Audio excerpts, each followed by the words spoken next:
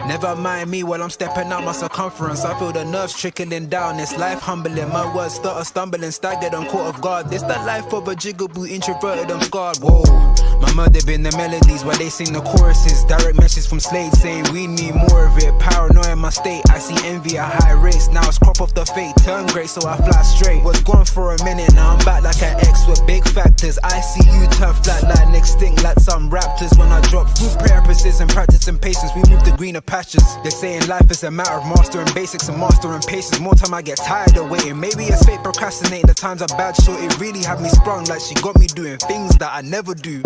You thought that we connected when in fact it was trauma bonding. Just leave it up to me to break the rules, never corresponding. My childhood filled with fence climbs and knee scrapes and bikes and kicking it by the street signs. The older I get, I'm trying to lessen any screen time. The bounce back heavy, I rock steady on climb. This one's a fucking loop, the news will pick and choose whatever truth they wanna give to you. I cannot stomach it, so I poop. Oops.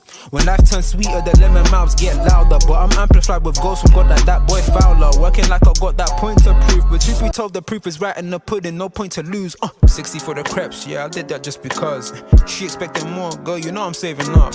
Left me on red, well, it was what it was. Never stress over them joints or in downs when times get rough, so I ghost. Long are the days when we was close, and when I see you, it's like two completely different type of ghosts. I approach the weekly fire dropping, which I'm feeding. Still, I don't expect to be the one, your boy having fun. Still, the songs get spun like Beyblades and teacups. My fun fair to those that ever really know me from jump. So what's up, I've been the one they all depended on like TJ. Now they're dead wilder than a furry knockout punch, leaving them straight stunned. It's hella fun.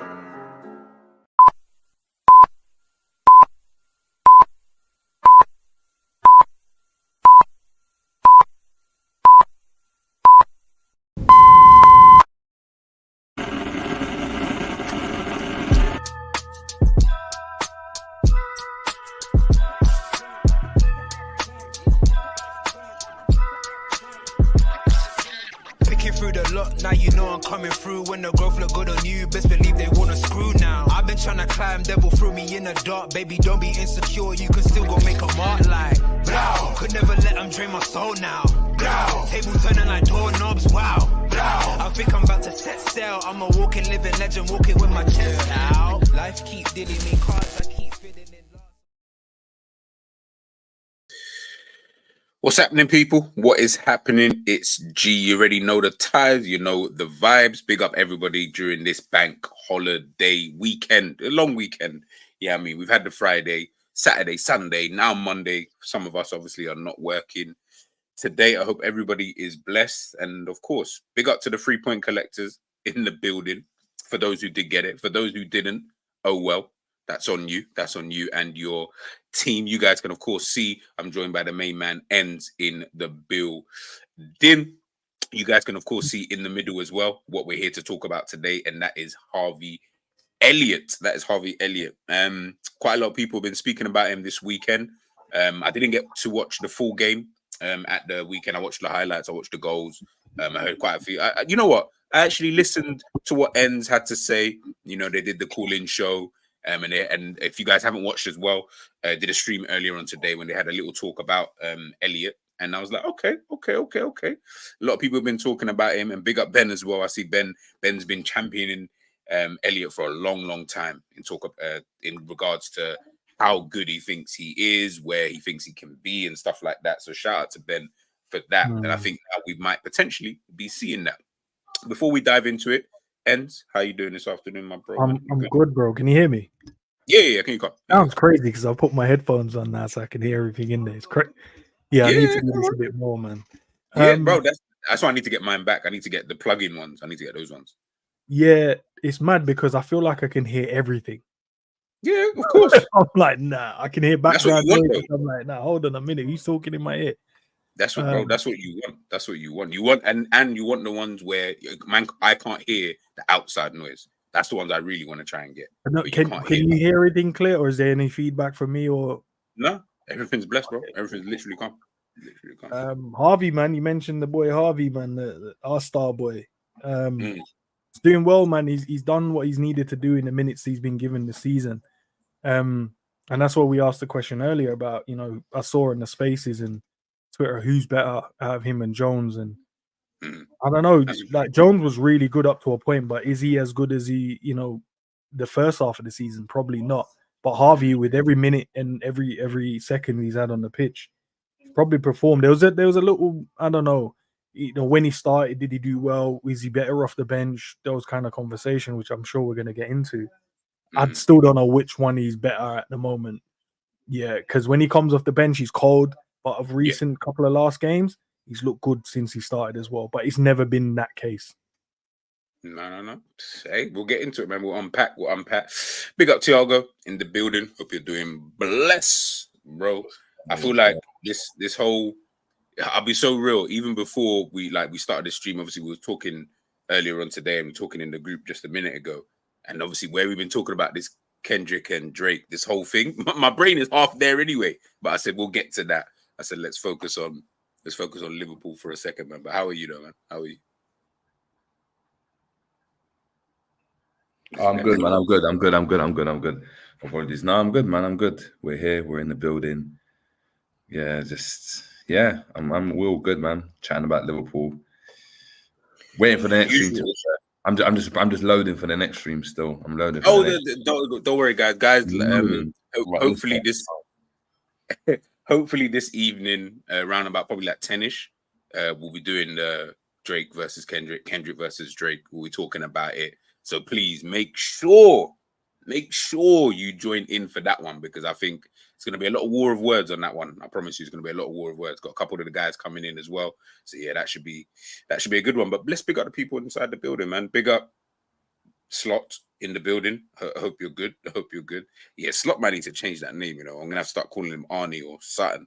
Big up Neil Gunner in the building, man. I hope you're doing well. Big up Connor the Red. Big up Scraps in the building. It's funny you mentioned this, Stefano, because I said if Nunes gets brought into the conversation, it won't be from me. Today, I'm here to talk about Harvey Elliott.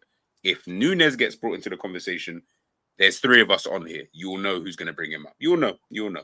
But we'll wait and see how that one works. Big up K-Mac in the building, and big up Richard as well. So yeah, man. En's kind of said it already in regards to Elliott, how he's been this season, in terms of course, we've seen him come off the bench. And in my opinion anyway, and I'll get the guy's opinion, when he's come off the bench this season, he has performed really, really well in moments. I'd say he's performed, in my opinion, better off the bench than when he started. Problem is, has he started that many games consecutively anyway? I don't really think so. But of course, we can see what the guys think about that. And when we're looking towards next season, I think really the biggest question, and obviously that's the question on the show, is what is his actual best position? Because that's something for me, as time has gone on, that's something that I've always been trying to figure out is, do you play him as a right winger? Do you play him as the right central midfielder? Do you play him as the number 10? Is he just a bench option, almost like a Joe Gomez, who can fill in every position? So he's not going to be pinned down necessarily to just one kind of area. Of course, you guys can see on the screen, you can see his heat map for this season, obviously predominantly on that right hand side. He's played central mid, he's played right wing, he's played attacking midfield, quote I don't know what they consider that to be. Assists this season in the Premier League, he's got 4. Key passes per game 0.9. 3 big chances he's created in the Premier League. Accurate passes per game, I see that 87%, pretty good. Long balls, pretty good. Chip passes, don't know why they care about that, but that's okay. And crosses, we don't really do that anyway as a team. So I'll go to you, Ens, and then I'll go to yourself, Jerry. Just in like a brief kind of thing before we really get into it, what do you see from Elliott next season in terms of, obviously we don't know, but in terms of his development moving forward, how do you see it, and what do you see coming from him next season? Because he's had a lot of games, played a lot of football for Liverpool, I can't lie. Over the years. Like a few players in that bracket, got to start playing games or cut. Like all this number, like for him personally, like for Liverpool's standpoint, having a player that can come off the bench and affect games is cool. But when you think about it, you don't get those players for long. You have them for 2-3 seasons and they bounce in it because they want to kind of assert themselves. So of course, you've had Harvey for a long time now. He's been in and around the setup for longer than that. Klopp's not really used him in his ideal position, albeit at Blackburn he played out wide. But Look, he's not using that kind of number 10 position. And he's one where, you know, he's at an age now where he needs to play consistent game time. He's looking at his peers, do you know what I mean, in his age bracket, they're doing big things. And if he, you know, sees himself scoring more goals or being more decisive in games and being that guy, this has got to be the season, because this is a season where, again, it's a new manager, new system. You get to impress. He's meeting you for the first time. Like, there will be some players there that we didn't think would be those guys and are going to become mainstays in this team. Like, that's just how it is. Like, go back to flipping any team, man. Any team like that have had, you know, like, a great example. Victor Moses was nowhere near the team at Chelsea. Conte comes in, though, he puts in a good performance, man, becomes a Premier League winning fullback or right wing back, assisting and creating goals. So what I'm saying is, Elliott, this is season for me. Well, this season coming up is going to be very, very physical for him. I mean pivotal for him, not physical. I'm reading another. I'm reading someone's comment, but pivotal, very pivotal for him, because I think he's got the chance to assert himself and become that number 10 at Liverpool. If Liverpool do decide to go and play with that, he's got the ability now to show what he's about. You know, people are talking about him. You know, TNT asking a question: is he England bound? As an example, is he going to be on the plane for England? That's the conversation. So he's doing the right things. He's still young. I think he's at 21, 22, if I'm correct. But, you know, 21, 22 changes to 23, 24 very quickly. Like, very quickly. So, I mean, so he's got to try. Yeah. Exactly. So just turn exactly. So he's got to, for me, assert himself in that midfield now and stake a claim for a first team, because otherwise you're going to be a backup dancer, and you don't want to be that, innit? So, man in the vid, just backup dancers. That's all I was thinking about. Ends, chat to me, man. I know obviously you spoke a little bit on, but we never get to hear your takes when you're doing the hosting. You like to on the fence, and we never really get to hear what Ends is thinking. Like, so tell me, when you're looking at someone like a Harvey Elliott, like, are you in the same boat as a Jerry? Do you see it differently? I know you mentioned, one of the things I heard you say was clean slate, obviously with the new manager coming in. So yeah, how do you kind of see it with Elliott, man? Yeah, no, exactly that, bro. I think it's a clean slate for him personally as well, because now, and what you guys are saying about maybe he's on the plane, maybe he's not. I haven't seen the evidence yet for them to decide to take him. I feel like there's other players they could probably take. Is he better than some of them? Yeah, but that he hasn't played enough consistently in terms of, like, just being in the team, you know, playing 90 minutes for Southgate to actually pick him and put him in. It'd just be a gamble, or is he going there for experience? I don't know. But for the under 21s, we know this man's balling out week in, week out when he plays for them. Yeah, but clean slate, man. He has the opportunity to play in multiple different positions.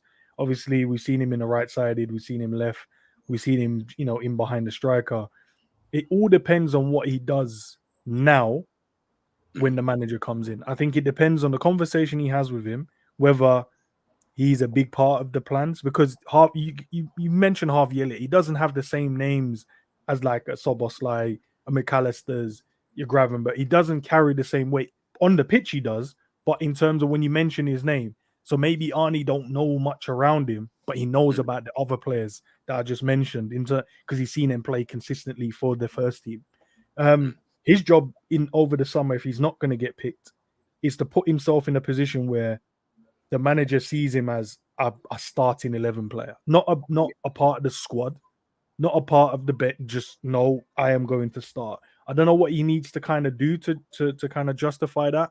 Maybe in the preseason games he has to show. Maybe it's from a training method standpoint. Maybe it's just a conversation with the manager in terms of, like, this is where I see him, you know, where you can get the best out of me. But then you've got other players coming back in the team and they're telling you they're not like Diaz, you know, the Cavallios of this world. You know, he's saying, I'm not Diaz. I want to play in the 10. So you got other players like that that wants to come back. I'm sure Sobo as well is going to be, you know, a part of that as well. He's going to be like, no, I want the 10. Maybe Mac, I don't know, depending on what the manager sees. So it's going to be very, very hard for him. But I think he has that, because I feel like Mac will do his holiday thing. He's got the Copa America coming up, so he's not going to be around as such. But a player like Harvey, if you're not going with England, bro, you need to make sure that how many weeks, you know, where is it? The tournament's what, a month and a bit? How long, Yeah. whatever long it is for, in that period of time, bro. Whether you need to cut that holiday short because you haven't played enough in terms of consistent minutes, 90, to really need a 2 weeks break. Maybe like a mental switch off. You probably, I'll go on holiday for a week, come back, blah blah blah. I don't know, but he needs to put himself in that position where, yeah, listen, when the other guys come back, he's fitter than everyone else.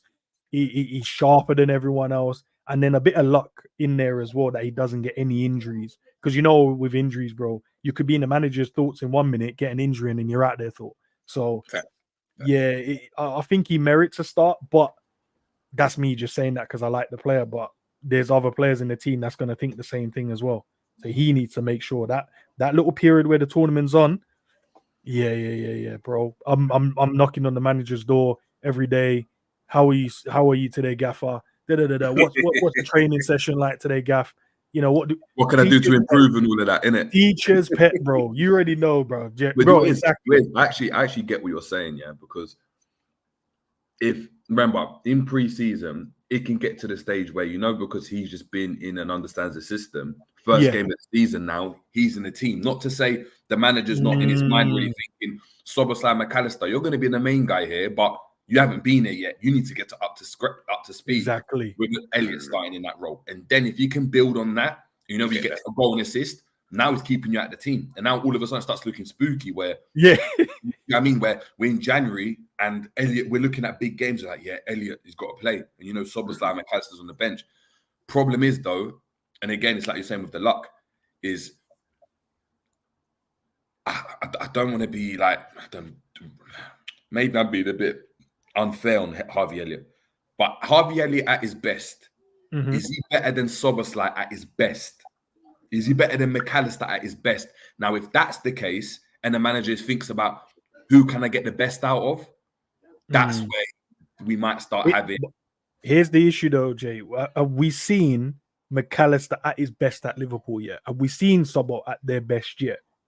No, not at Liverpool in general. But but what I'm saying is, if he has that period where he can show them, and then he's keeping them at the team, then there's they won't get that opportunity. Or maybe the manager will eventually, obviously, give them the opportunity. But he might keep them at the team so much, then they don't get the opportunity, and then their minutes is minuscule, and then they have to come on and score an assist. In that Gravenberg scenario, isn't it, where they're coming on and they can't do anything. You can't, bro. Because what can you do? You get the 20 minutes, half an hour. You literally have to score an assist before the manager thinks to start you the next game. And that's what you want. You want to put yourself in that position where the guy that wants your position is getting less time than you. So that means he has less time to actually show the manager what he's about. But because you get more minutes, you have to then show him, bro, every time I play, I am contributing to a goal or assist, or even if I'm not even getting that, you're getting a performance out of me. So whether I'm having an off day where my finishing ain't there, off day where the players ain't putting the ball away, but I'm creating, but you're getting the work rate, you're getting that desire, you're seeing me defend, you're seeing the pass completions, you're seeing all of those great stuff. But that means the people that's behind him in the pecking order won't get those minutes. That means they have to come on and score or have to come on and assist so that the manager can go, okay, you come on. And then they could end up in the position he's been in. Because when he's come on, he's either got a goal or an assist, or the performance is there, and then everyone calls him the super sub. So he could, in that reverse, put his other teammates in that where the manager goes, might as well just use him as a sub, you know, because every time he comes on, he gets a little assist and he gets a little. And I think that's where he needs to put them in, because that's what his teammates has done to him this season. No, just before we actually continue, because there's something that you both said there that I kind of wanted to get into. Big up honesty for the super chat. Much love, my bro. Sepp Vandenberg has clocked a speed of almost 35 kilometers per hour. And earned rave reviews on loan at Mainz and is rated among the best young defenders in Europe. Liverpool may already have an ideal centre back. I think Jerry asked this on. By the way, again, much love for the super chat. I think Jerry was talking about this on Enzo's stream earlier on when we were talking about potentially Liverpool looking at getting new centre backs in. That's an interesting one, and I think it to be fair, it even ties into what we're talking about with Elliott in terms of Jerry's just asking there about, is he at his best? Would he effectively be your starting number 10 or whatever position over as a Bozolai, for example. I guess the same would really go for someone like a Vandenberg. At his best, so let's just say his best has been at Mainz this season. At his best, does he get in over? I mean, the only other options are really Kwanzaa or Kanate at this moment in time. And then if you want to throw in Gomez, does he really get in as a centre back? Don't really know. Would he get in at right back? Again, I don't really know. You got Trent and you got Bradley there as well. This is where certain players are really going to have to start asking themselves the question come the new season, and also whatever the gaffer's thinking. The gaffer those players, they might suit the gaffer's whole remit in terms of what he's trying to do, how he's trying to do things. It might work for Sepp Vandenberg. For all we know, he might be a better right wing back than Bradley. He might give you everything you need going forward and everything you need going back the other way. I have no idea. So I think it's one of those ones. We just literally have to kind of wait and see. But nah, big up for the super chat again, man. Big up, man. The super chat. Richard here. We give too much time on players. That's something that I kind of wanted to speak about, man.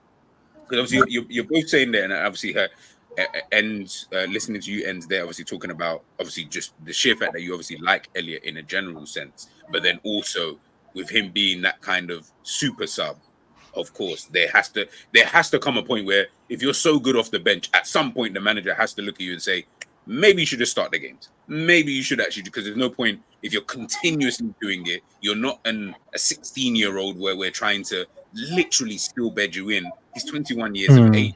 So I've got up here his stats from when he was obviously at Blackburn, when he went there on loan. He was playing on the right wing.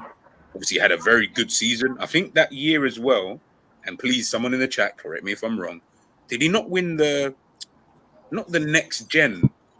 There was something like that he won while he was there. If he didn't win it, he was top 3 that seat for that year anyway. And I was like, okay. I thought, we're going to get Salah's backup. We've got it now. We don't need to worry about looking for anybody. He's the one that we can develop. It should have really been, he's the Salah backup. Ben Doak is the backup to that. So you don't have to force Ben Doak into anything at this current moment in time. You can just say, listen, when Salah gets a bit too old, it's almost a natural passing of the guard where it then just goes to Elliott because he's ready. He's been in the team. He understands the system. He's played enough times in that position. That's what I thought after this loan. Obviously, then we fast forward to obviously he had that season where he got injured. He come back to Liverpool, got injured. He only played, I think it was like 13 games. We fast forward last season, played 46 times. Again, correct me if I'm wrong. I'm sure he played the most last season, the most games. Out of the midfielders. So you're saying that's a lot for someone who would have been at the time 19 turning 20. That's a lot of games for someone to play, considering that's a midfield that consists of experiences like Fabinho, Henderson, James Milner, and all these other guys in there. Fair play to him. I think when I'm looking at someone like Elliott last season, with how poor the team was, I don't like to judge because every season counts. There is no such thing as an off season. But ultimately, it was a poor season for the team in a general sense. So I still look at that season as it was still a learning curve for him. He got minutes under his belt, 2.k minutes. That's a lot of minutes for someone to play. Played in 32 of the 38 Premier League matches, 8 Champions League games that he played in. That's a lot of games for someone to realistically be playing him. And then, of course, this season, again, keeping up that this time he's played 51 games. So more than he did last season, 4 goals and 9 assists.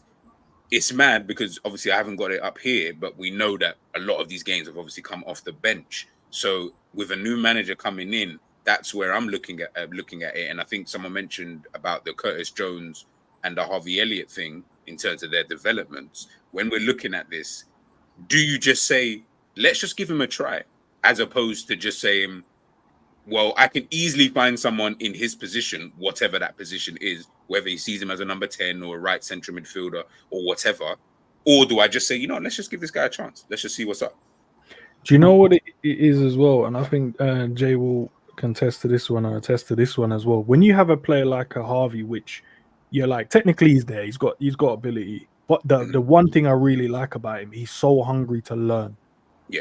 He wants to pick up every little bits off of all the pros or all the world-class players as such, and he just wants to take everything and he wants to gather all the information, and then in the end you're going to create a good player. there's no coincidence that year on year his minutes has gone up.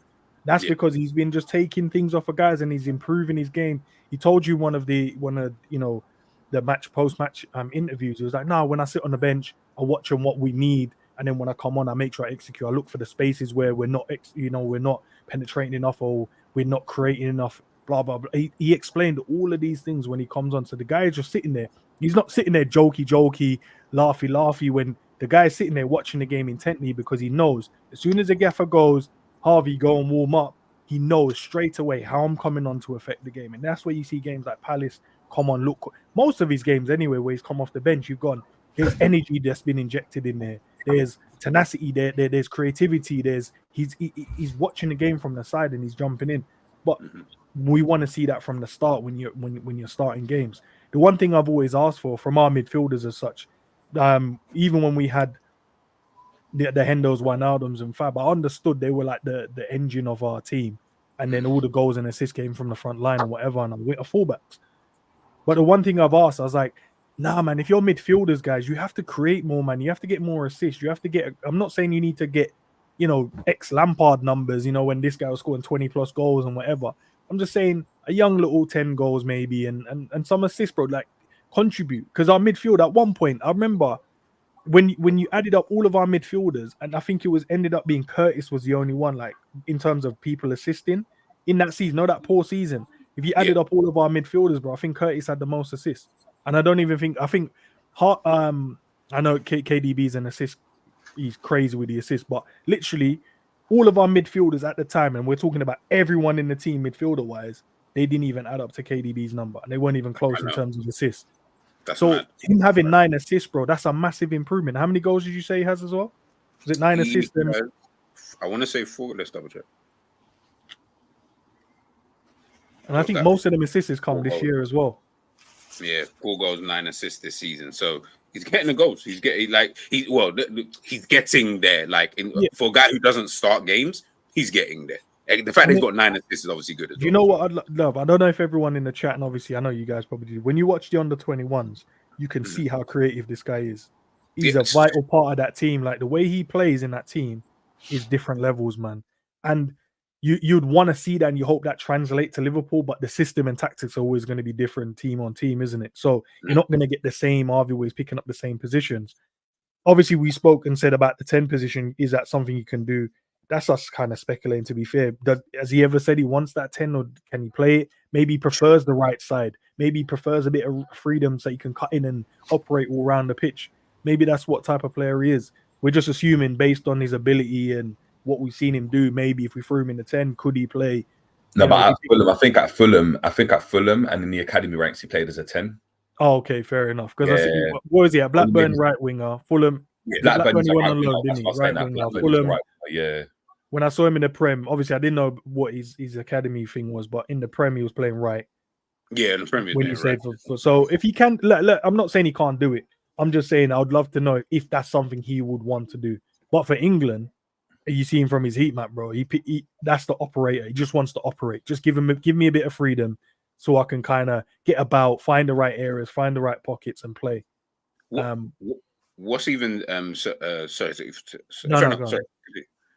No, it's fine. I'd love what question, because I feel like it's going to be a mad one still. But go ahead. No. It's actually agreeing with what you're saying, because you're talking about the England and stuff. By the way, this is just one game that England have played. I think this is against Luxembourg or whatever. But I actually went through his last 5 games. No, basically every game from this season up until the Euros tournament. That's where it was kind of weird, because obviously he started on the bench for quite a lot of the games and he played in different positions and blah, blah, blah. But this season, when we look at his heat map, they're all basically the exact same as what we can see on the screen.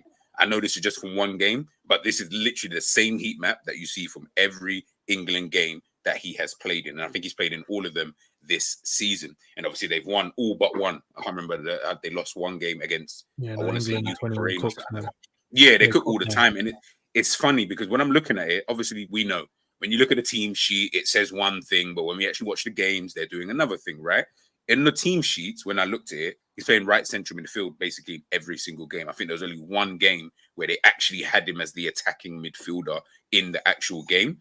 They've got him as the right central midfield, and you can see, really and truly, it kind of is like that if you think about it. I mean, you can't, and even in this heat map, you can kind of see it is really right central midfield / the right wing area. I can't remember who their number 11 is, but they seem to always swap with each other. I think it's Madueke. It's Madueke then, yeah. So there you go. So, of course, Madueke is not someone I would say, yeah, can play in the 10 position, but he's going to hang out on that right-hand side. But you can see Elliott is always drifting into that attacking midfield / 10 position. So when you guys are talking about him, and obviously I didn't know that Jerry just said it there, that he played at number 10. I always thought he was the right winger. But when I think about it now, his type of build, pace and all of that, it probably would make more sense in playing in that number kind of 10 role, because if you look at him now, I feel like he would have been exactly the same as he was in the youth system, just maybe a bit more skillful and better technically than everyone else. So when we're talking about him playing in that 10, and someone did ask it about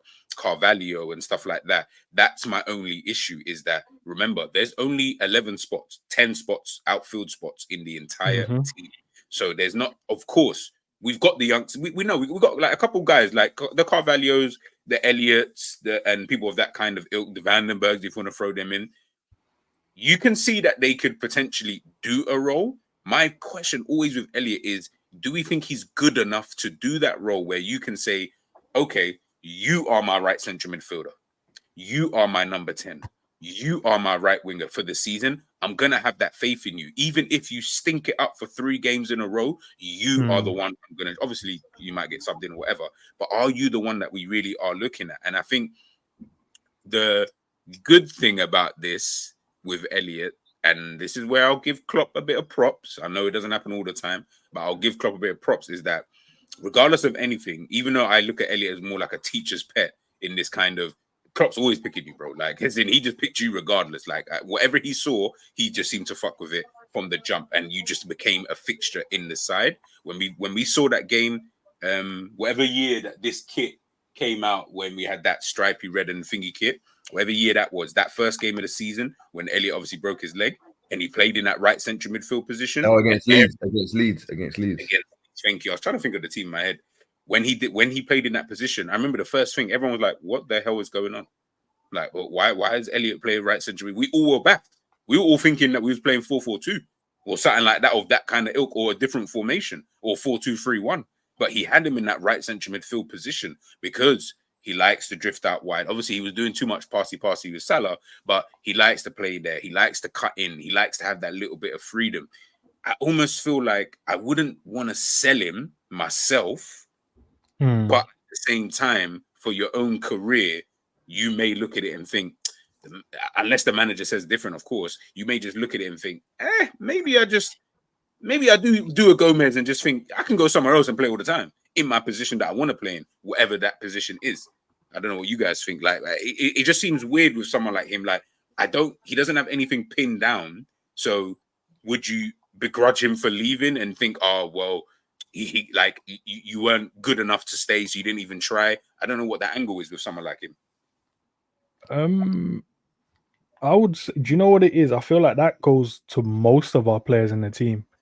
Apart from, you would say, is that a good thing though? No, that's what I'm gonna get at. I think apart from your Mo's, and you'd probably say Trent in terms of a role in the team. Virgil's just a centre back, in it. Just a centre. There's not really a role, is it? Oh, okay. Yeah, I'm talking about like pinning down. So like, it's a centre back. I'm a centre back in it. I clear the ball, get it up. I'm talking about the role in terms of there's so many instructions I need to make sure I'm doing. Yeah. I think that's where a lot of the players in our current system suffer, bro. Because apart from Trent and Mo, there's no one else has a particular role apart from, oh yeah, when Trent does this, you just do that. Yeah. Or when Mo goes here, you need to run there. But them two have the better roles, where the other guys, you're never going to get the best out of him. And that's why he's not nailed something down as well, because he doesn't have a role like a Trent or a Mo. And I feel like that it's a bad thing and it's a good thing, because obviously we've won trophies on the club. So I'm not going to diss the man and said, I wish he'd done something different. But I think under Arnie coming in, you can see that those players have a role. So if he gets put in the right-sided, you need to make sure you're tucked into here, and then you're going to want to create the space. If you're going to hug wide, there's going to be a role for him on the slot, unless he completely changes whatever he wants to do. The striker under Arnie has a role, where our forwards, whatever, they don't really have a role apart from Mo. Mo, you make sure you get the ball here, blah, blah, blah, blah. We'll create the spaces for you and then you can get the shot away or whatever. But I feel like he's not nailed down a position just because he hasn't had a direct role in the team yet. And maybe under Arnie, if he gets given that particular role, then he could probably nail it down. And then maybe the numbers increases even more. Because sometimes you can say you could probably play less games and have more outputs if you're playing. Because even though he's played, what would you say, 50-something games this season? 51. Not all of them has been starts, and not all of them has been like long minutes. They've been like 20 minutes here or there where he's come on and changed the game, or he's come on just to kind of stretch his legs a bit. So, yeah, I feel like maybe Arnie can maybe give him a particular role, and then we can then see a bit more from him, or you can see him a bit better, and then he can probably nail something down.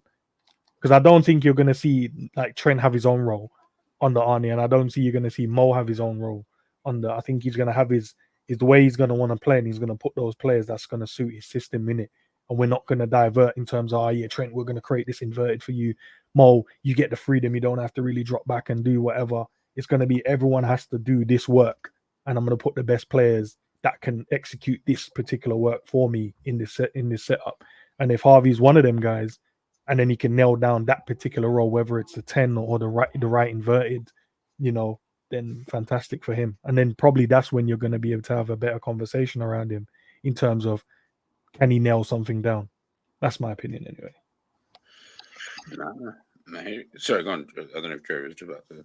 Yeah, no, yeah, I hear what Ender's saying. You sound like you're about to rebuttal. No, I'm not going to rebuttal it. I'm just thinking, I think with Elliott, with a lot of players,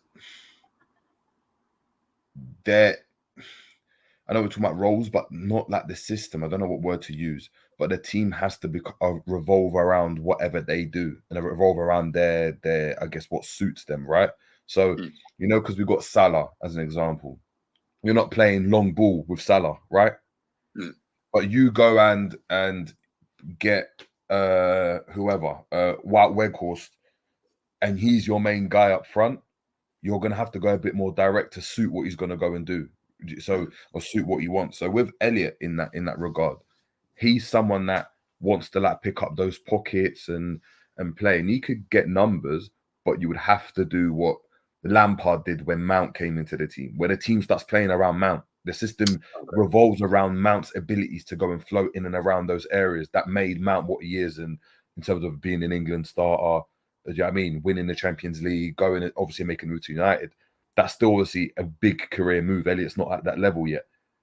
We saw it even with Foden. Foden, when we Klopp, obviously Guardiola's different, but when he starts using Foden in those areas and the team starts to revolve around what Foden's kind of strengths, we're seeing the best version of Foden right now, because everything's about him. Can we get the ball to him? Can he pick up these pockets? Can he float around left? Can he go right and get the ball? Can he assist from this side? Can he score from this side?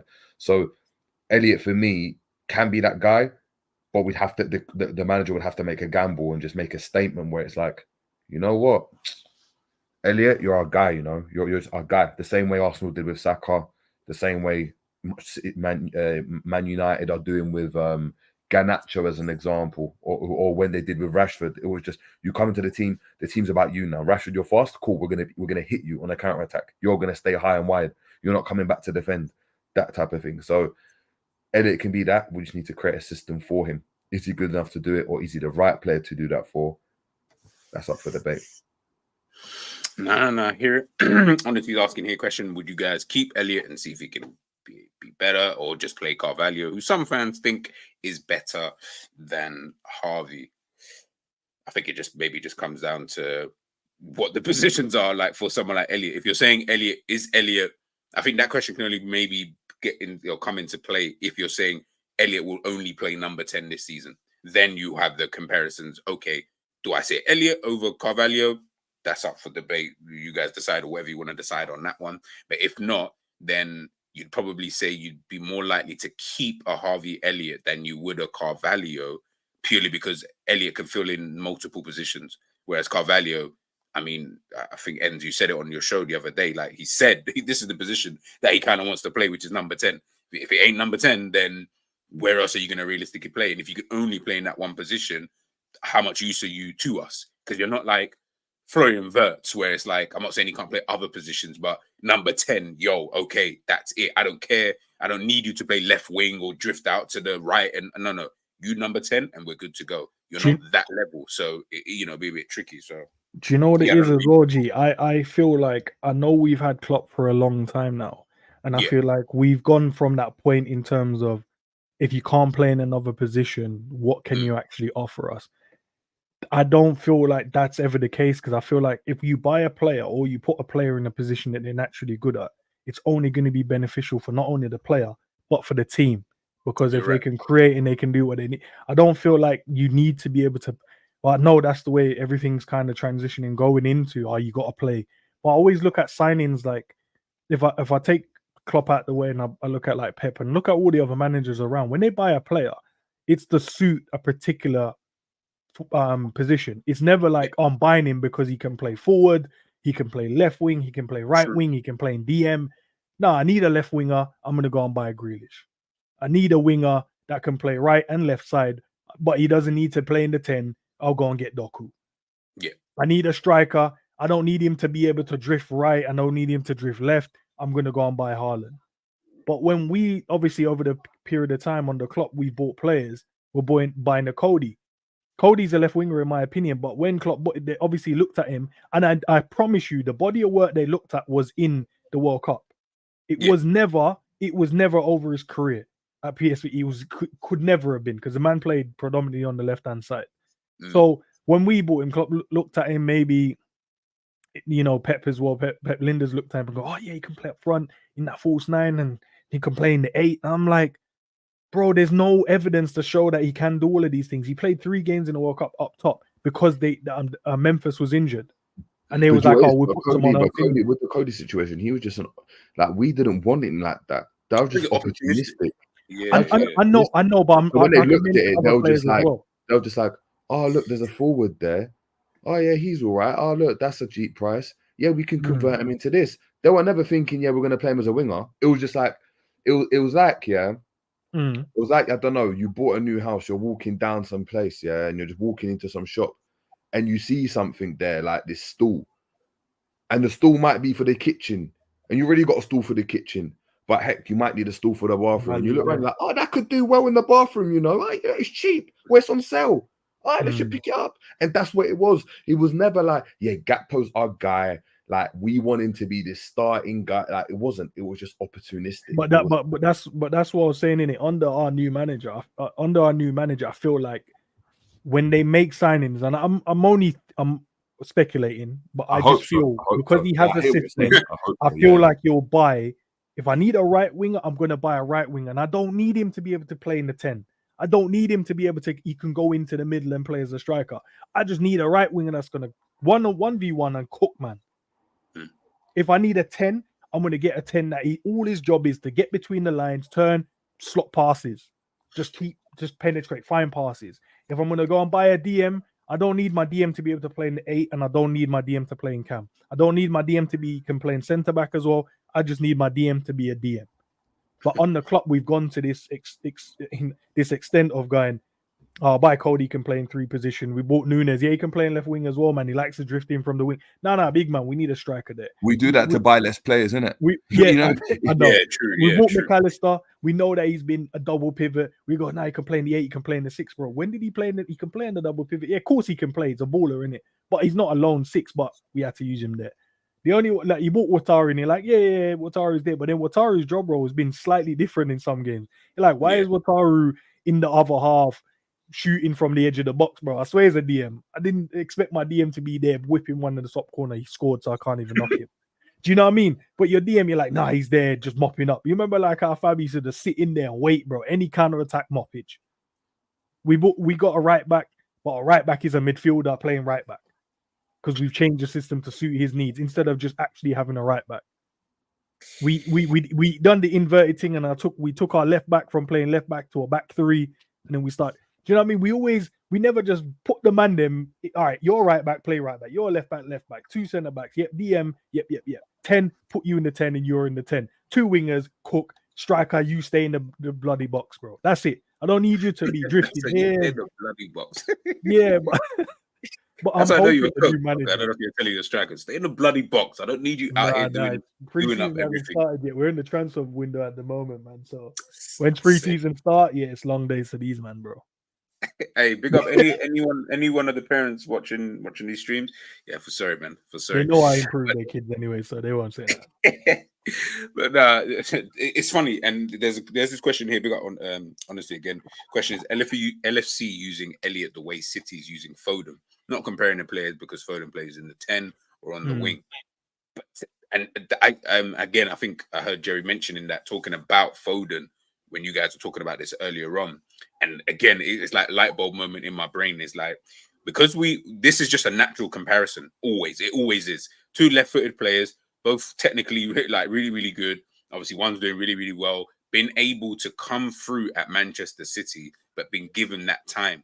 Obviously, he was around at a time where obviously the team was already doing well when he was coming through. They had David Silva still in the team. Obviously, Kevin De Bruyne doing his thing. Aguero, all of these kind of guys. Fernandinho in the midfield. It was a crazy team that he was coming through. And then obviously once David Silva then left and Fernandinho, he started to, of course, his importance within the team then became that of Foden's the guy. This year, did he not win the PFA Player of the Year?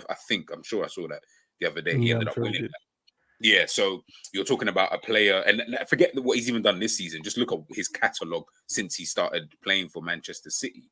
But is he almost in that Foden kind of mold where you're like, I don't know, and remember, we don't play like Pep Guardiola, so that might play a part.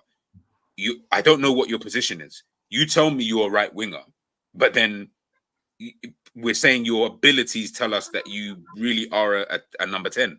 That someone who can play in those half spaces, who can turn, who can finish, get beyond the striker. All of that stuff Foden can do. Maybe not the beyond the striker thing, but everything else, I feel like Elliott can do that as well. And obviously, Elliott, Enz, you're saying that you said there earlier on about his positioning. Obviously, we don't know what he wants to do, but his abilities kind of tell us he can play that role. That's why I'm like, it can work. Maybe if he's willing to, if he's just willing to wait. He's only 21. Maybe if you just wait a little bit, maybe your time will come. But then what do you do with that type of player? Or what does he have to do? That's what I'm trying to figure out. No. Do you know the only reason there was a pathway built for Foden? I don't think there's a pathway built for Harvey at Liverpool. I agree. So it was easier for Foden to kind of, we know, right? Silva, he was learning under the tutelage of like David Silva, and obviously got Bernardo now, and he's a cold baller. He had minutes, and then there was a point when Pep didn't even trust him in the team, and he dropped him out the team. But now you can see he's matured and he's trusting. Obviously, he's a lot older, so he's getting better in terms of his game management, how he plays in the game, what to do in the right moments. But that's because there was a pathway for him to kind of get into the team. There's a clear system and a formation and how tactically Pep wants to set up. But with Liverpool, because Harvey's using, right-sided 8, I've seen him using the left 8. I've seen him use left wing. I've seen him use right wing. You can't really settle. I'm not saying Foden hasn't been moved and shifted about as well, but Harvey don't have the same pathway, or doesn't have the same pathway as Foden had. So, but you're right. I think they're similar style in terms of player, but obviously Foden is a different level to what Harvey is at the moment. But can Harvey get there? Yeah, he has the ability to, but we just need the right manager to make sure we're not just using the man all over the pitch. Remember like a year ago, bro, when I said about these guys losing their identity eventually every time they play in different positions. And bro, it seemed like madness then, but now you're starting to see it, bro, because now it's like, what is Harvey's best position? No one knows, bro. But when he was at Blackburn, when he was at Fulham, everyone knew. But where was he playing, bro? Everyone knew that man was on the right wing, cooking man for days. And everyone's gonna say, well, you're a better player and blah blah blah. I get that, bro, but then you lose something about yourself as well when you keep playing in different positions. You just lose that, I don't know, X factor about you, because he had the X factor. You remember, like when you was watching him for Fulham, bro, it's like, who the hell is this? Youngest in the Premier League, cooking up the place. But now you got players that lose. Gakpo suffered the same thing as well. He's lost his X factor, but he's getting it back now. And I feel like because we keep utilizing these players in different positions when we don't necessarily need to, I know in injuries you have to kind of fill in and put players in, you know what I mean? And form has a lot to play in it, which is fine. But then they Fuck play yeah. good in that, and then Klopp just thinks, you know what? Maybe Yeah, yeah, you know what? don't play man, good in yeah. that position, bro. Don't do that. You look good, bro. You look good in there still, you know. You might as well run the right back thing as well. Let me see. Like Bicetic, yeah. Bro, he played. The only time we've seen him this season, we saw him at right back. Like, why is he at right back? Like, I know we signed him as a centre back, and then we saw how good he was, and then we moved him in. You saw that he was good on the ball. You moved him into the 6, and then he played in the 8 and scored his goal against Villa and whatever. But like, I'm just like, so why is he doing that right back, bro? There's no need to put man at right back. Just run the right back at right back, man. First of all, Michael, Stefano, that sounds a bit racist, but you know, we'll let that one slide. But now, listen, Klopp's not going to be here, so I'm hoping this is not going to continue moving forward. Like, I'm hoping this isn't going to be a reoccurring theme. But then we get linked to Gertruda. Ain't he a guy who can play centre back, right back? Centre back, right back. DM I heard as well. Yeah, I feel like you need. I know what you're saying, Enz, and I get it. Like, to a large extent, I do. But I think in modern day football, you need it if you want to be tactically flexible. I hear it as well, but I feel like it's like the reason why we shifted to that is because we're getting far more injuries in the game than what we were before. No, that's the reason why Liverpool do it, right? But when you go and look at, for example, what Ake can offer you, what Gvardiol can offer you, the fact that Dokken can play either way, the fact that Grealish has played in the 8 for City before in certain games, the fact that Foden can play out wide and in the middle, the fact that Gundogan's played as a false 9, the fact that, you know, Bernardo Silva can play out wide and in the middle, it means that they're so flexible in what they do. No matter who they're playing on the pitch, it's very difficult to read what they want to go and do. And if we're going based on what Slot's saying is someone that's very, very flexible with what he wants to do. He might play 4-2-3-1. Hell, he might play 4-3-3. You don't want to be in a situation where, you know, we might start 4-3-3 mid 3 games in, we change to 4-2-3-1, and we're looking at it and thinking, yeah, we've changed, but we ain't got the players to be able to go and do that. But you know, with that as well, though, bro, he actually puts players. He actually makes the subs when he does switch into those systems. So what I mean is, I get it. You have to be flexible, and I know the modern day football, that's what it is. But I just prefer players playing in their natural positions. But I get it. Like, he's going to be flexible, but what he does do when he changes to a certain position, depending on or shape, he'll change it in the game. If they're winning, losing, or drawing, just to make sure he can combat what the other team's doing, he'll make substitutions accordingly. What I've seen with us, though, like what you man told me, Gakpo was playing left wing back. Why was he playing left wing back again?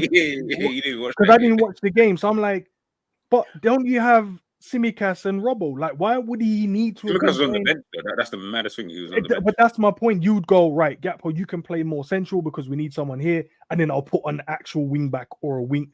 But that's what I mean. We're not doing that, bro. We're just doing some madness. Oh, we're gonna go to the right. We're gonna drop to right. And then we're gonna have 2 in the midfielder and an attacking mid and whatever. And then Sobbo is on the right wing back. Like, why is he over here, bro? Put him in the middle. No, but he's probably obviously tried to just go all out attacking that game and thought, who's going to offer me more? Gakpo on the left wing is I want him to. He's on the left wing. I want him to stay high. I want him to get forwards. But cool. What I'm saying is, No, I'm sorry. When we talk about natural positions, right? What are natural positions? Reason why I say that, right? The reason why I say that, playing devil's advocate, is we might think, right? We signed Gakpo, and that hasn't worked out, but we signed Gakpo and he was a left winger, right? Yeah. Imagine he came as a striker or turned into a number 8 and he ended up being like a Joe Linton, where you're looking at it thinking, wow, like this midfielder's top. But for the whole rest of his career, though, he was playing as this striker, number 10 type of player, Joe Linton at Hoffenheim. Signed as a striker for Newcastle. Terrible as a striker, like one of the worst, like Nunes-esque. Misses, like go back and have a watch. No. G, I promise you, it was that. Kendall was showing me the competition. No. I'm saying no. Look, Joe Linton, I thought was worse than Nunes. I can't lie. I thought it was worse. That's off the debate. Yeah. My man's gone into midfield. No, my man's gone into midfield, and I'll put my hands up. Last season, I was like, yeah, sign him up for that Klopp system. Sign him up. Yeah, he was on it. He's in the midfield. So natural positions. It's like, yeah, you play well there, but it doesn't mean that's your natural position. So we wouldn't be complaining had we been winning stuff or had they been playing well. The problem is these players aren't playing well when they moved into positions.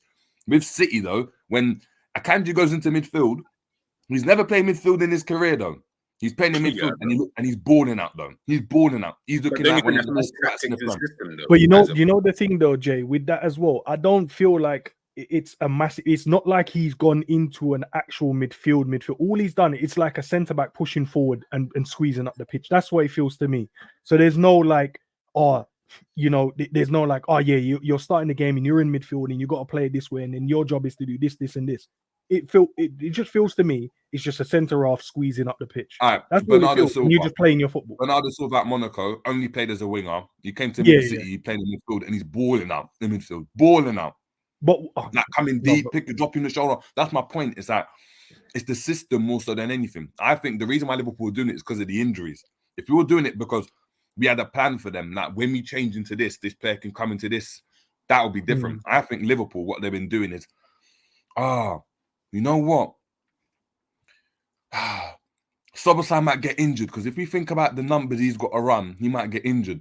But if we sign Gakpo, we can have a player that plays there, similar build, in there as well. and he can play in there just in case. We're not thinking that do his kind of assets suit what he wants to go and do. Because if Gakpo plays up front, I think that suits his kind of assets. I know he plays better off the wing, but he's a tall guy. He should be able to play that role really well, like Nunes-esque. He should be able to. He's quick. He's got better link-up play. He's got better understanding of football. He should be able to go and do that. So I don't have a problem with that. It's when it's when we're doing stuff because we've got injuries and we just want to maintain playing the same way and stuff. That's what ruins what I'm trying to go and do, because we don't play flexible, but yet we're still alternating where players are playing. You know what it is as well, though, Jay? What it's like, when you because I try and look at like the small little margins that you get in the game, right? And I'm like, yeah, you're right. He can play there, and he should be able to. And I think the IQ for Gakpo, he's got it, man. He can play. But when I'm looking at all the things I know he can do off that left, and it's something like simple as the goal we scored, for an example, against Spurs, where he's able, when he gets 1v1, there's a controlled directness from him. There's a control. He knows exactly where, and it's sharp, and it's quick, and it's smooth. He's finishing from there when he cuts in and then finding that corner. How many times I've seen that? It's those little margins where I'm like, if you would have probably started from there, I see. All right, let's say Diaz gets the and I'm not trying to put shade on any of these players. I'm saying Diaz starts there because he's been doing well recent. He cuts in and the ball keeps going wide. He cuts in and he puts it wide. But I've seen Gakpo cut in once and he pretty much nearly scored, but the keeper's pulled off a mad save. I'm like, what if he was there from the start and he gets those opportunities, those little small margins? When you have a player that's consistently that can like win free kicks in those little areas for you, you could probably get a set piece to score a goal. But when you take that away, then you put someone else. So let's say you throw Darwin over there for an example. He's going to run and he's going to give you 110%, but he's not going to give you the same effectiveness on that side. So you're not really getting nothing out of the game apart from maybe some yardage. But we don't play American football. We're not in the NFL. We don't need yardage. Hold on, ends. How does Klopp play though? As soon as Trent gets the ball and puts his head up, where is he looking? What? Yeah, come on. You know what I have to feel like? Virgil got the ball. Virgil, when you talk about signature Virgil move, or what's signature Virgil pass? It's not an incisive pass between the lines at PK. It's a pump that hit the diags, bro. We play diag football, not non-league football. So of course we need yardage. No, I know, bro. I know, but I'm saying because I'm looking at the game in the smaller margins, I want to utilize these players' skill sets in the right areas instead of just going, yeah, you're tall, man. Just hold the ball up and flick it around the corner. I don't need that, bro. Chat to the German. I hear it. We all hear it. G, before you go on, how happy are you that Klopp's leaving? Say that again. How happy are you that Klopp's leaving? First of all, whatever you're eating, bring me some. Secondly, what? When did you do patty? Oh, is that what you're running? I thought you were running something. Something crazy. Sound like hard bread as well, man. He's not, bro. It sounded whatever he was eating. I was thinking, hey, this brother sounds like he's enjoying, man. How happy? I'm happy to the point of, obviously, I don't know that this is the problem with having Slot coming in, because I don't know, and the role that you're supposedly being given coming into Liverpool, I don't know what you're realistically here to do. Jerry, you mentioned the other day about it's more going to be the not FSG, Edwards and Richard Hughes or whatever. They're going to almost kind of dictate the system that we kind of play. That then leaves me a bit more worried, because then I'm just like, okay, well, if he then doesn't still have the players or whatever, and obviously they're going to try and get in the players that they possibly can, but if they can't really get these players in, are we just going to see almost like a bit of a mishmash? This is a guy that we hear can play. He takes things from Klopp, from Pep, from De Zerbi, from Jesus when he was a boy. Like, it seems like he's taking everything from all these guys, and yes, it might leave him somewhat flexible, but then I'm just like, but what does that even look like? Like, so to speak. This ain't that. Like, I know disrespect, and I know Michael talks. I know if you're watching, I know you're gonna get on me. This ain't the Eredivisie, my brother. Like, this is the Premier League. It's true. So I'm not trying to, and we're not Brighton. So I don't need to see all of that like mishmash of just everything. Obviously, listen, if it comes in and it's solid, I'm gonna be with it. But I'm just hoping that when he comes in, the identity that we do have. Obviously, I know it's not going to be yardage football. I know it's going to be, but it's going to be quite similar, but not to that effect. But I just need to see football, bro. That's all I even care about now. Like, I've gone past caring about what Liverpool are even trying to do now. Just bring me football, and then I'll take it from there. Then we can really see who the ballers are, and then we can just see where that kind of takes us moving forward. That's where I'm at. Like, obviously, haps that Klopp is leaving, but I don't know. You've done a nice political answer. At a scale from 1 to 10, how happy are you that Klopp? 2 more games, bro. 9. Like a 9 out of 10. Like a 9 out of 10. The one being, obviously, again, just everything I just said there, the political answer. That's the one. But into everything else, I'd say 9 out of 10. Because I just want to see something different. I'm tired of the long ball football. I'm tired of looking like old school Stoke and Burnley, but with just quality sprinkled in there. Like, I'm tired of just like all of that stuff. I know we've won everything. I get it. It's great. And it's all of that stuff. But I'm just tired. I've been tired for like 2 years now. Maybe even slightly pushing 3, but I'll say a solid 2 years where I'm like, yeah, nah, I'm bored of this now. Like, you're not entertaining me at all. Don't think the football is good at all. So I hear you, bro. Yeah, wow, what did I miss? Nothing, man. Look, you know what I mean? 9 out of 10. 9 out of 10. Scale of 1 to 10. How happy are you that Klopp's leaving? 9 out of 10. No. You know what, Jamrock? Thank you. I'm tired of being tired. Wow. You know when like, yeah, I think that's the best way to even put it. I was trying to think of another analogy. I'm just tired of being tired, bro. I'm tired of every game, man, doing analysis. And we say this all the time, even though, bro, I promise you, man, we can do every analysis that you want. We can talk about every game. I promise you, there's going to be about 5 things that are more or less always the same thing, and they're always the wrong thing that we're complaining about. If we can do that, you've got 2 coaches on this panel right now, 2 coaches, and they will tell you the same thing that they've said in the last 10, 15, 20 games. If they are telling you, and me as just the observer, as just someone who likes to read, likes to look at the game and whatever, but I learn off these 2, and they tell you these things, bro, you must all be tired, bro. You must all be tired, bro.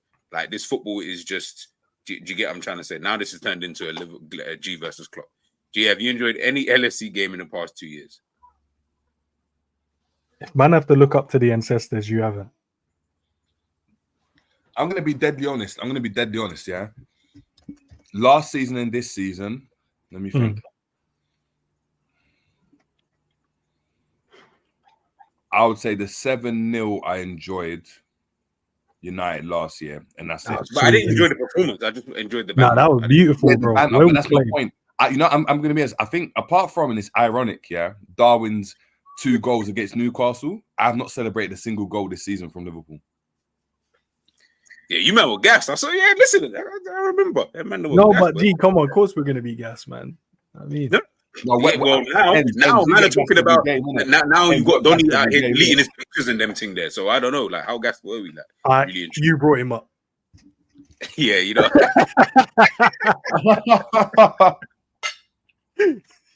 Checkmate.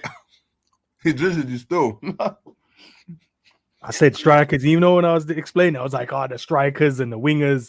I tried to stay away from the name, bro. Man said cook the guy for just because he did. Anyways, you know, I'm going to skip past that. I can't remember off the top of my head, by the way, Hakeem. Honestly, probably not. But what year was that? 22, 23? What was before that? 21, 22. What did we do that year? 21, 22. Yeah, Quad.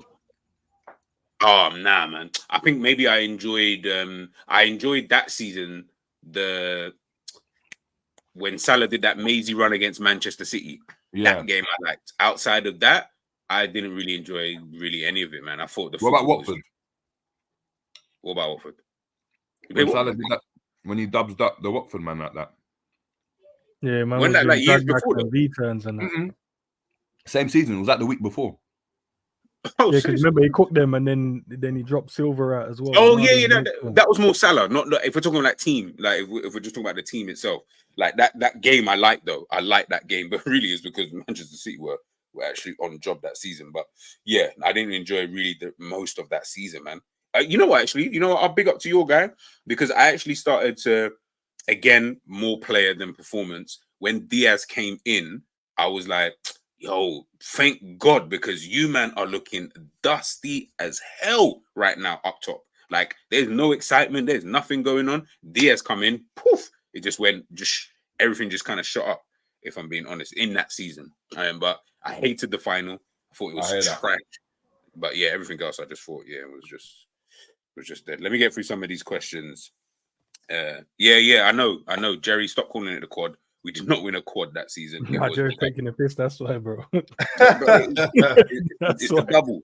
No, it's the double. I don't want to hear man. Double entendres, man. Man, not listening to the bars I'm dropping. Yeah, Bro, but obviously on first listen, you have to. You know what I mean, first listen, I'm not really taking it in like that. Let me listen to it a couple times and you then got any decoding me. You know what I mean? Yeah, bro, I need to decode it like the Kendrick Lamar fans. Supporting Liverpool is big up Mookie. Supporting Liverpool is the most emotionally exhausting thing in the world. At least we grow mentally strong. 100%. You think what man could grow up as a youth and be around these other fans and couldn't grow mentally strong? Just to add to that, yeah. Why did we support this therapy? Because we had the options. I don't know, bro. We had the options of actually choosing teams. Because obviously, I don't know when everyone supported them, but I supported them when we weren't winning shit. So I don't know why, bro. I think it was Mike Lowen actually. You know, there was one game I was like, "No, exactly, mad," and then I was like, "Yeah, that's my team still." I like the thing where everyone hates you, and then you just rise. But I don't know why I could have supported United, bro. You know what I mean? And just ran with it, the Arsenals and that. You know what I mean? But it's mad because if you support Arsenal then, look at it now, you would be going 20 years without a Premier League title, no European 30, bro. Yeah, for real, bro. I completely forgot about that. We went 30 still, bro. I know we won one recent, so the time frame has dropped off. Yeah, the time frame. Yeah, you know. But I would have enjoyed more Arsenal. I can't lie because you know what? You got rid of that more. It would have resonated more. Obviously, you know what I mean. Like power to the people. Big up Jamrock. Honest question, chat and panel. If Jurgen Klopp won 2 Premier Leagues and 1 UCL, Super Cup, Club World Cup versus 1 Premier League, 1 UCL, 2 Carabao Cups, 1 FA Cup, 1 Super Cup, and 1 Club World Cup, which is better? So what's better, 2 Premier Leagues and the UCL? The former. So you think the former is better than 1 Premier League, 1 UCL, 2 Carabao Cups, 1 FA Cup, Super Cup, Club World Cup?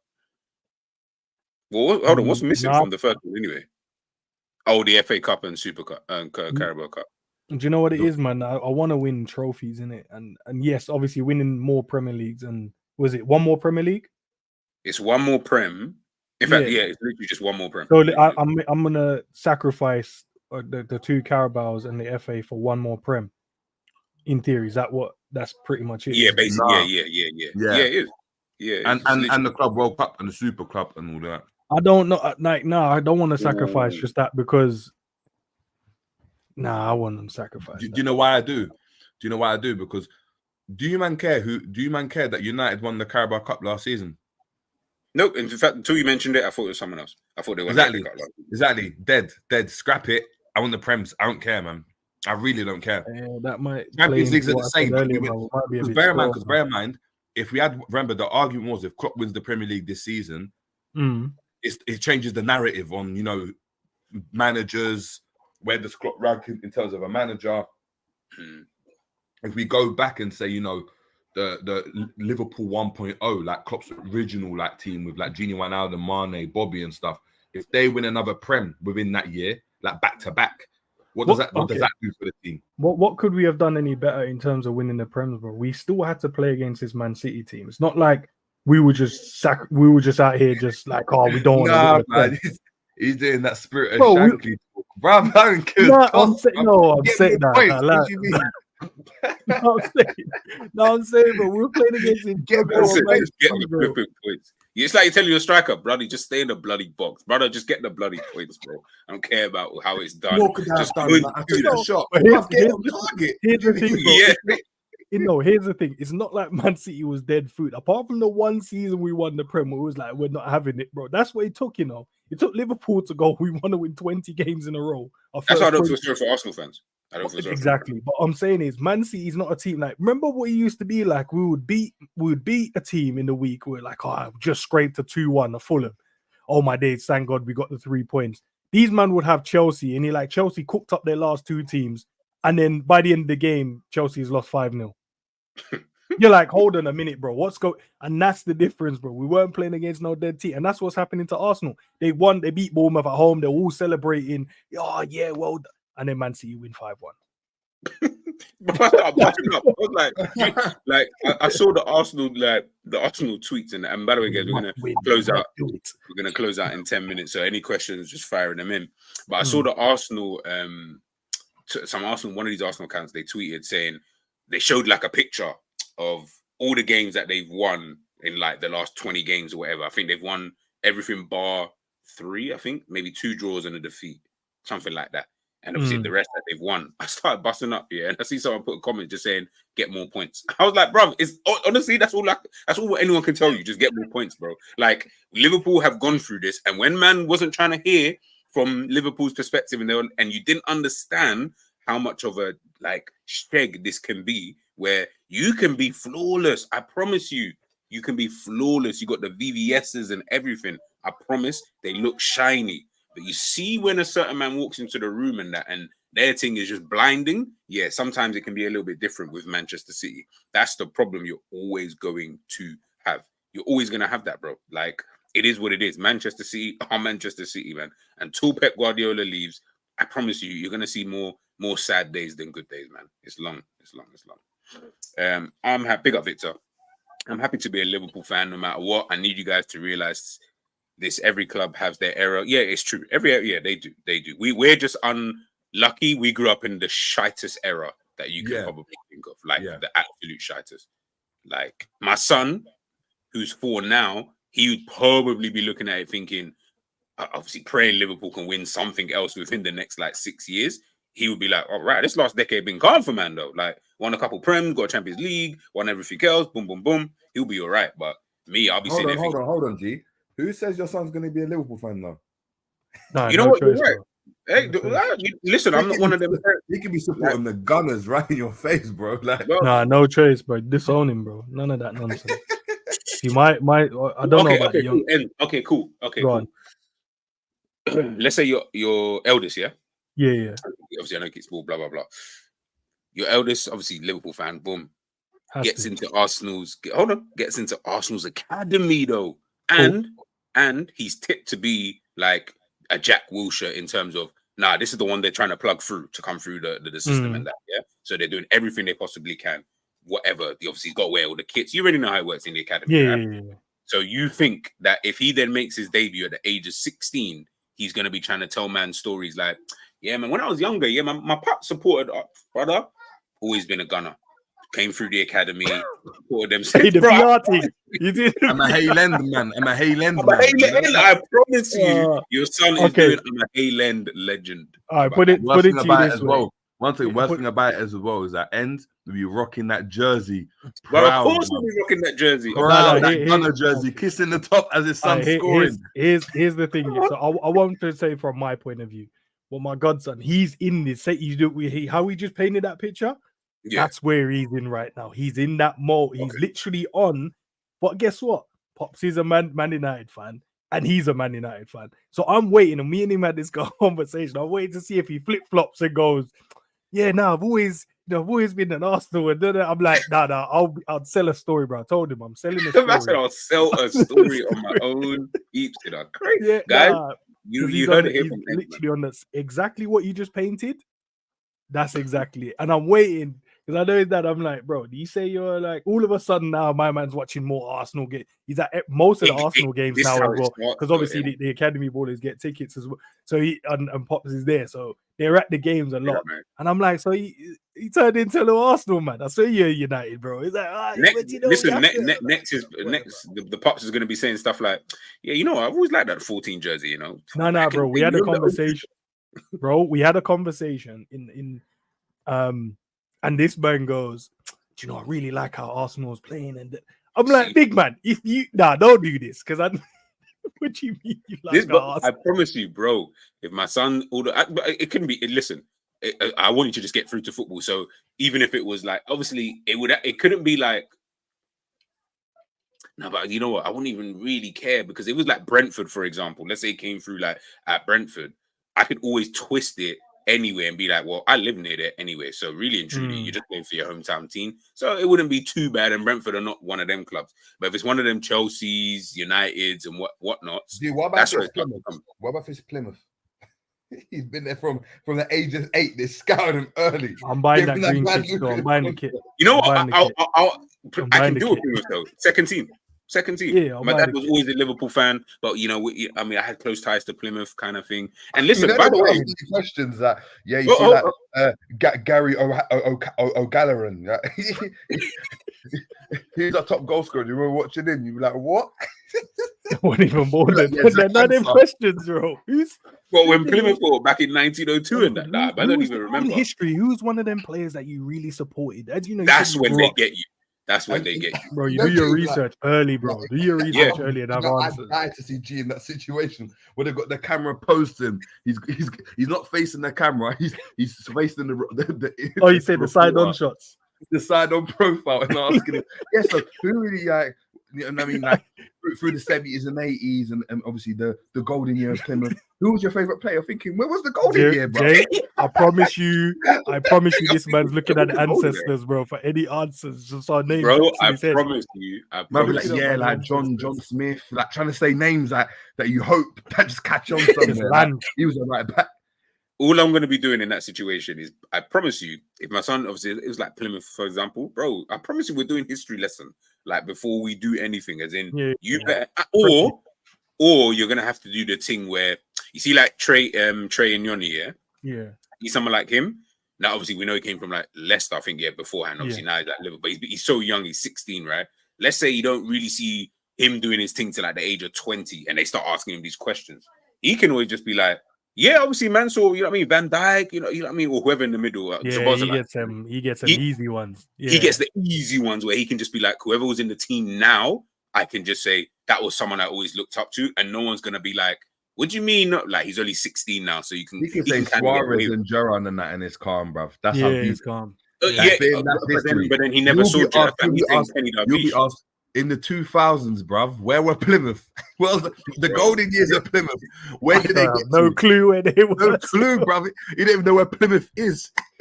Now you know the fans start looking at him sideways. Like, I don't know if this guy's truly, a fan.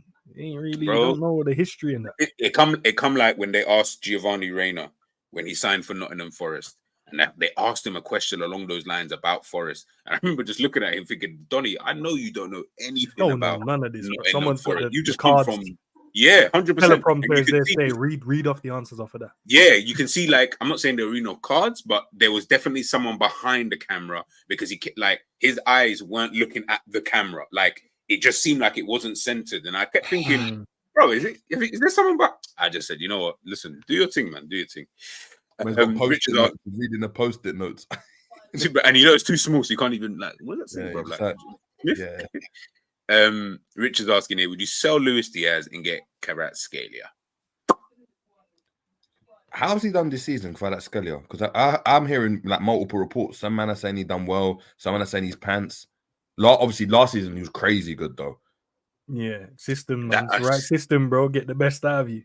Man, like Spalletti and the Mandem, bro. Sun smoke. But what's Spalletti? I'll keep Diaz. They need a manager of Italy. Yeah. Oh, is that what he's doing with himself? Okay. I don't know. Kvaratskhelia. Let's see your GA. Let's see if the GA can save you in this conversation. But no for me. even if it was just a straight swap deal. Yeah, no. I think Diaz is. There's something about Diaz, man. Yeah, you just like all the Colombian and. Bro, you're Nah, being don't biased. do that, bro. Man just likes his football, man. He knows ball, man. What are we doing, G? Do you know what the worst thing about it is as well? You know, G was on Diaz's like this guy was the Diaz fan before I even jumped on it. Couple performances and G, the way he's trying to change. Yeah, bro. Narrative he's change. smiling as well. Anyway, okay, cool. Without obviously Narrative done. without watching the games, because Mm. I've maybe only watched 2 Napoli games this season. So, and in both of those games, he was trash. So I can't even say, oh yeah, I've seen him play sick this season. Yeah, he's got 42 games, 10 goals and 9 assists. It's not bad. What's Diaz? Yeah. Right? Diaz is I 4 don't and think 6. he's on 9 goals. But I don't think he's on 9 assists though. I know he's got more goals. No, I know he's got more goals. I don't think he has more. No, but in all comps it might be more, but I know in the Prem it's at 4 and 6, isn't it? Yeah, but come on, we're talking about all comps. You know what I mean? It's not Yeah, about, so show me all comps, isn't it? It might be 9 and 10 as well. if all comps, he's got 13 and 10. 13, Rah, 13 and 5. rah, see? 13 and Yeah, 5. man. Yeah, yeah. See, this is what I'm talking about. So it's not. It's if you did it all together, what 18 plus and what's that 19? So yeah, it's not.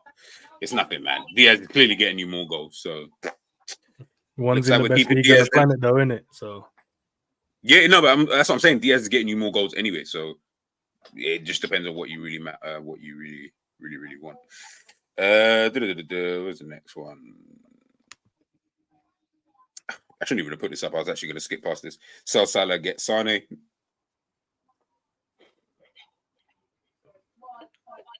If we got a forward, yes, not with Nunes. Yeah. Like if But you I get like a forward, like if you've got Tony and Sane, I'm comfy with that. But I'm not Yeah. having Nunes and Sane. That Jesus Christ, bro. I think Bare Sane rectic will this. come up. yeah, I like. I'll go I with do what you like- said. I do like Sane. Boom, boom, boom. Okay. Big up John Santos. This was the season Curtis Jones should have cemented that midfield position. Next season, is he a squad rotation player? I'll leave that to them, man. That's these lots, guy. Ain't he your guy as well? Nope, Jerry, that's your guy. And Gravenberch is your guy. I don't have a guy in midfield. They'll- This was the season Curtis Jones should have cemented the midfield. I mean, he did, didn't it? He did till his injury. He did. Like, if it was not injuries, he would have played every single game. But do He you was then think playing- that if you cemented a position, i.e., and obviously this is the extreme, KDB gets injured, comes back, he goes back into the same slot. There is no conversation about him No, but the playing. problem he had, G, was McAllister then moved into his position and was out. No, he was right in the midfield. No, but he was playing left more than the right. Because remember, Sobo was only, I'll say recently, but it was only recently he was then dispatched from that position because he was getting a lot of the minutes there as well. And then till his injury. But remember when Curtis got injured, we used Gravers for a bit. Gravers got injured. Wataru was informed. Then That's what I'm saying. But moved. Gravels was playing left central midfield, no? Yeah, no, but then he came out the team as well because he got picked up an injury, didn't he? So then Mac was the one picking up that left side. Hmm. And then we was like utilizing Sobo and Gravers sometimes was playing in that position and Harvey was playing on that right side. That's true. No, shit. Listen, I think he's not a nailed on next season.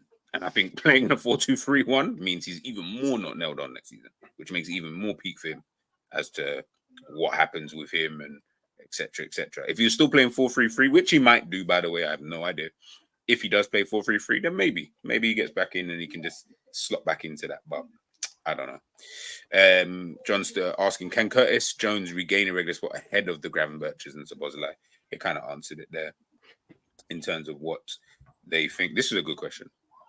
If football did not exist, what sport would you be as invested in? I played rugby when I was younger, to be fair. Table Maybe I tennis. would've-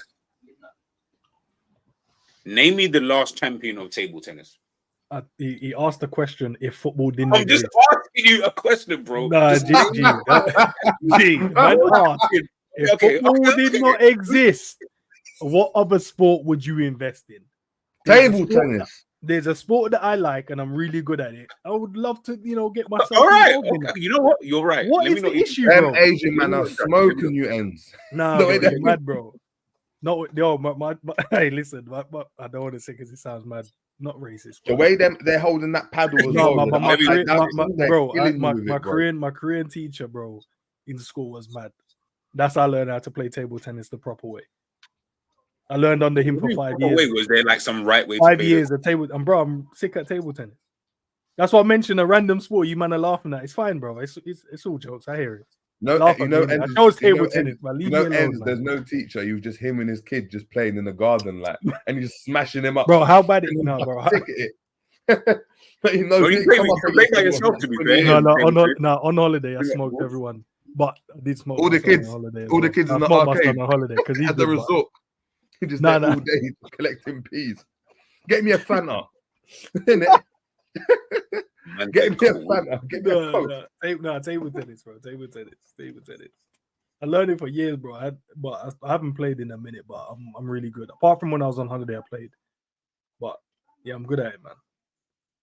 What about you, Jerry, bro? And don't be saying something. I know you did not play table tennis like that. Go on. Nah, man, played in school, but I ain't calling table tennis. You dickhead. Hey, Quidditch was the new sport that would I have was been gonna say bowls in it. Watch, son, mad. Nah, I did boxing. I boxed, but would I I did be boxing. invested in it? I'd say a basketball is a sport I'd be invested in. Yeah, same. It'd probably be basketball. Yeah, yo, listen, you learn something new about You your can people. tell, every day. you can tell, like, you man ain't being honest, bro. I know there's other sports you man actually like, bro. You're just scared to say. Bro, let's put it this way: table tennis, I'm rubbish at it, so I could never say table tennis. Yeah, you look like that type of guy anyway. I'm actually tell a lie, long distance running, Like, bro, triathlons, marathons, stuff like that. I'll be invested in that. That's what They I'm used doing to right call now. me a Kenyan still. Listen, I was good at marathon, but long distance running. Let me not say marathon because I definitely have never Go done. to bar. Did you ever run for your bar, Jay? Nah, I did like cross country and that, but I went into running like that. Like, do you know what I mean? I'm saying now would I be invested in? Back then, Do you have to be good at something to be invested in it, though? Can you not just be invested? You have to be good. Then you're improving if you're invested properly. No, but you see, like, No, but what about football fans? They're invested in football, but they might be dead at football. No, but the difference is though, if you're doing long distance running, like it's more a battle that those sports are a battle with yourself, in it. Like you try to beat your PB and your thing. Whereas I'm not running with Kiptum and that when like we've got rest in peace where they're clocking marathons in 2 hours and that. I mean running at 30 miles an hour consistently for like 2 hours. That's I can't mad. Them lungs are I'm never different. gonna be able to do that. But in terms of what I'm invested in, that's what I'd be invested in now. I'm saying before when I was younger, it was rugby I was good at. Rugby I was very good at. I actually played. You look like a rugby type of player as well, to be fair. Rugby. The rugby and then boxing. I boxed until I was 16. So Ends can't tell you about no table tennis jersey. You don't follow the sport like jersey. What nation is the best at table tennis, Ends? Bro, the man China. The man asked a question and said, what's the best nation at table? What's the highest ranked nation in table tennis? China should be the highest ranked nation, if not Korea. Tennis. I was just about to type it. You might not pussy else. If I see Germany or something, man, you guys lost it. Nah, Germany can't be there, bro. It's Britain than that. Like, what we say, we're up there. We're that good. Tushar saying it's China. Say no more. If it's China, then it's China. We'll take your word for it. Let him search, bro. But here's the thing, bro. You guys didn't ask me what sport I'm paying attention to. You asked me what sport would I be invested in if football didn't exist. I'm going by the question, bro. Why are we? Nah, man. You know why? Because I've never ever heard someone say table tennis. Like I've heard people say. I'm being honest. I'm not like Jerry that's telling you how you do running. I would though. That's what I'm doing right now. I've just done it. Man, knows I've done it. I've never seen you play table tennis. Where's the paddles in your room, bro? Where's the paddles? They're in my suitcase still. Right, put the paddles on holiday. No, clearly he's serious about what he's. I bought some. Relax, man. I didn't take them. Every day them from the resort. You know, like that. Yeah. Bro, do you know how bad it is? I even complained to the entertainment team. I was like, your table ain't, official size, man. You need to get the table in the right size. No, I'm not taking it. And telling them, nah, yo, I need this. Yo, this isn't the size. Yeah, that you table need. ain't. Like, Make come a on, play man. on like the 5th day as well. He's got 2 more days left. Like they're thinking, what are you asking me, telling me this now? Like, are you coming back next year or what? Oh, big up Richard. While Joe's finding that, Richard's out. Do you think we give too much time to players to adapt to the Liverpool way, like a Thiago, Aquilani, Carroll, Keita? Carroll was such a left name they threw in there. We need to cash in on Darwin Núñez and get Isak in. I'm going to leave that last part out. But do you think we give too much time to players to adapt to the Liverpool way? Very true. Very true. As I said, players learn at different stages in it, and I'm not trying to say that they obviously as a professional player, they're still human beings. You still have to be able to, retain all the information being given to you. So, what is a length of time? A season is you'd say you adapt to a league, you're getting better, whatever there's improvements. The second season where you should see a bit more improvement. First season adapt. Second season you should definitely see improvement, and your third season is where you need to either hit it or we need to get rid of you. So I think Darwin's had that first season, the adaptation part. This season he's obviously improved because his numbers are better. Whether obviously people don't rate him or whatever, that's totally, but his numbers has improved. And then this season coming, if he's going to be the guy that stays, he has to bang. If he doesn't bang now, then get rid of him. I think that's enough time for any player. Some players are different, innit? Some players can adapt in the first season and kill it. And then the second season are dead food. Can go in a reverse. But that's my opinion. I keep saying Aquilani was a nightmare. Man, I've never seen a player come with so much hype. Do you remember when he got sent off? Remember when he got sent off for touching someone? You got to realize this brother had hype even when he was injured. Like, when I couldn't wait to see him play as well, though, man. He was rolling, man, but just didn't cut it. It's just one of those kind of things, man. One of those kind of things. I think that was the last. Oh no! I wanted Carroll to bang, like as a Liverpool player. Like, I wouldn't. But everyone acts like, I'm sorry, but everyone acts like Carroll wasn't doing his thing before he came to Liverpool. Like, he was blatantly scoring goals when he was at Newcastle. He was killing all the top teams as well. Even that goal against City, that left foot was wicked, Yeah. If you let him pop that shot off and just cock his leg back, pause. It was big. Yeah, big pause. Bro. Why you, Anyways, could have said pull the leg back. You can't even use like traditional sayings, bruv. Neil, we've gone past those now, man. Is this brother any good? Vitor Roque's agent loaned this summer. No, it's dangerous for a young player in that case. It has to be a permanent move. Enz, what do you think about him? Obviously at Barcelona and that. Did you see his missus? His missus posted up on Twitter saying, like, she was vexed basically that he's been on the bench and that. Yeah, because obviously every player deserves minutes. Every player deserves minutes. I think the uncertainty of whether Xavi was going to stay or go, and to be fair, man, like the back line we have at the moment at Barcelona, it isn't that great, but it's getting better. And then you got Kabasi, bro. But he's just killing it, bro. So what do you want man to do, bro? Man, 17, just playing like he's been in the game for like 100 years. Yeah, there's no space, big man. You have to hope some of the man them are playing dead food, but then. Yeah, I don't know. Loan him out, get him back. You got loan him to us, man. We need a centre back. So he can play everywhere as well, man. No, we need them players that can play in multiple positions. Oh yeah, well, you said earlier on, maybe we just get a player who can play one position. I mean, so I was trying to agree with you guys, man. Richard's asking here, Thiago, I'm going to ask you.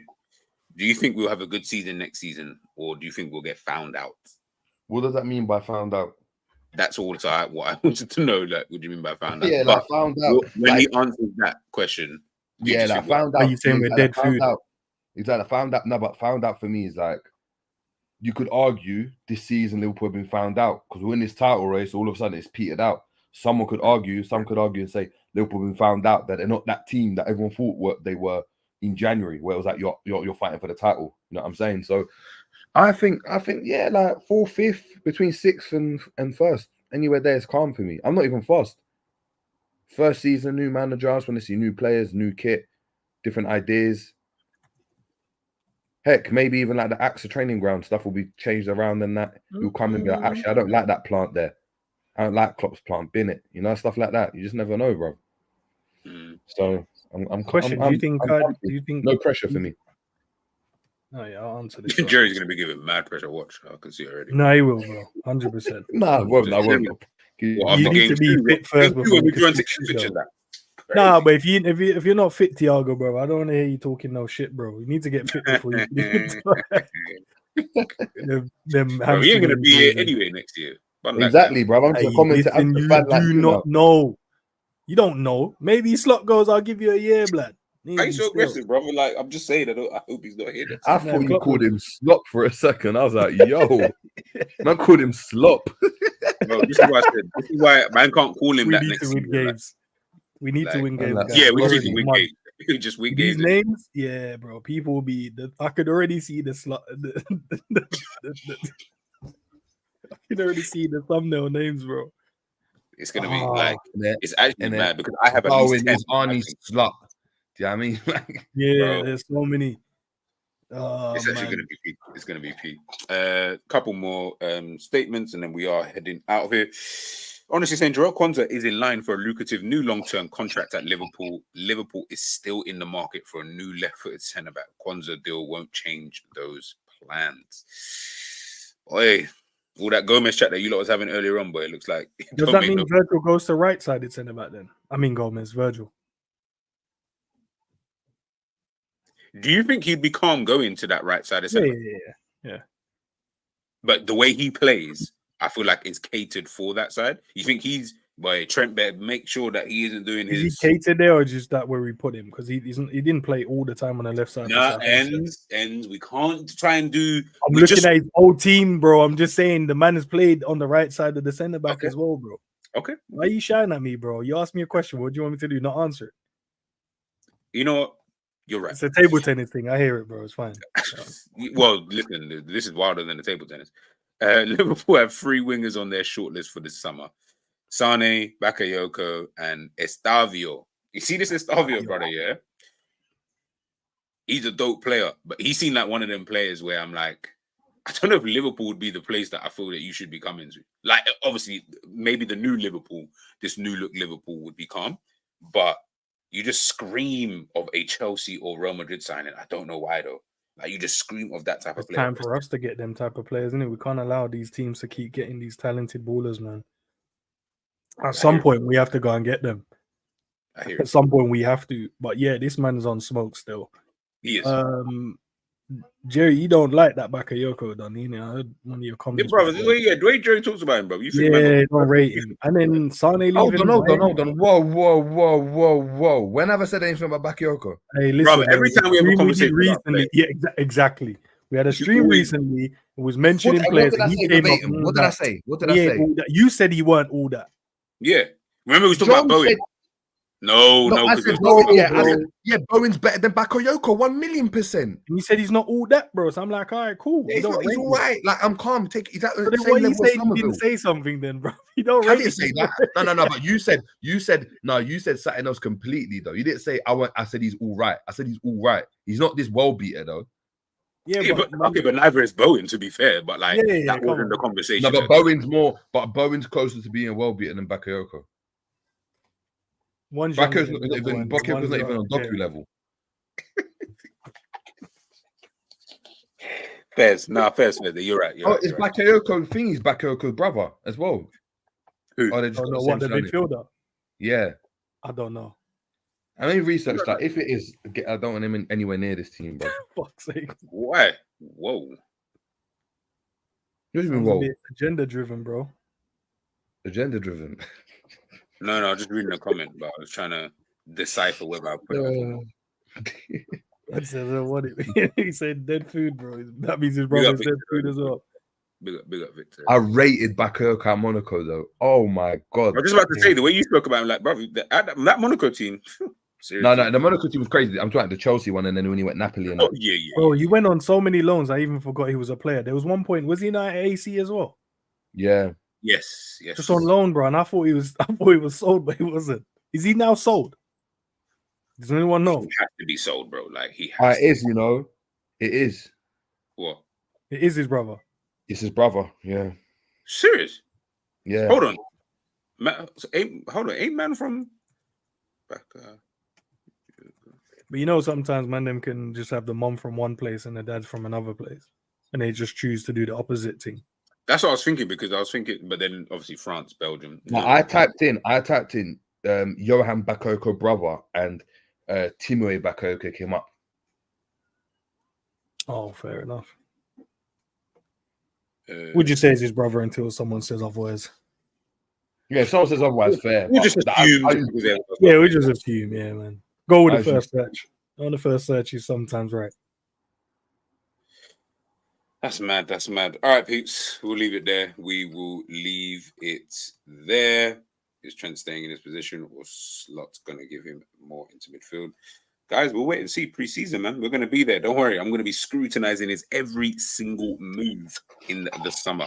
So big up to yourself. Big up, John, in the building. I will get back to your voice note in 2 seconds once we jump off here. Is that the owl? Is that the owl there as well? Yeah. Yeah, come on, bro. Like I said, oh yes, John. If you are free, 10 p.m. ends. If you are free, 10 p.m. What's going on at 10 p.m.?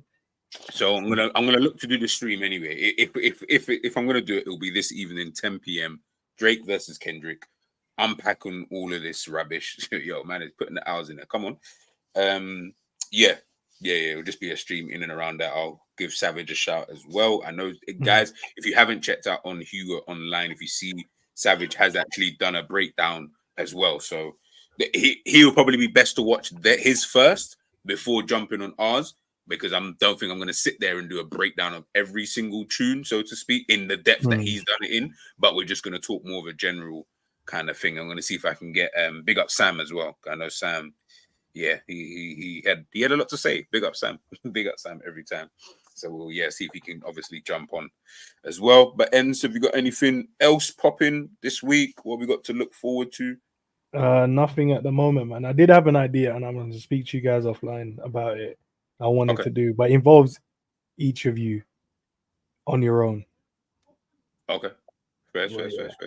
Something booky. I hear it. Sounded mad still. When playing it back in my mind, playing it back, it sounded mad still. But yeah, it's not like that. Yep, guys. Well, you know what? As I said, we'll leave it there. Make sure you guys stay tuned. Keep the notification bells on. We'll find out if we're back. I should be back tomorrow morning, usual time, 10:30 a.m. So make sure you keep the notification on. Smash the like, share, and subscribe. Peace.